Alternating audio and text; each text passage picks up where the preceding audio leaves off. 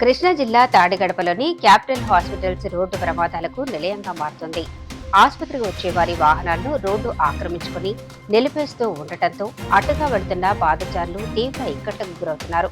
జాతీయ రహదారి కావడంతో వేగంగా వచ్చే వాహనాలు ఇక్కడి ట్రాఫిక్ అంతరాయంతో నెమ్మదిస్తుండటంతో ఈ ప్రదేశంలో తరచూ ప్రమాదాలు జరుగుతూ ఉన్నాయి. రోడ్డు మీద ఆటో నిలిపితే నానాయాగి చేసే పోలీసులు కనీసం ఇక్కడి ట్రాఫిక్ సమస్యపై కన్నెత్తి కూడా చూడరు. తరచూ ఇటుగా వెళ్లే పాదచారులు ఇక్కడి రోడ్డు మార్జిన్ మొత్తం ఆక్రమించేసుకోవడంతో ఎక్కడ ప్రమాదం జరుగుతుందో అనే తీవ్ర ఆందోళనకు గురవుతున్నారు.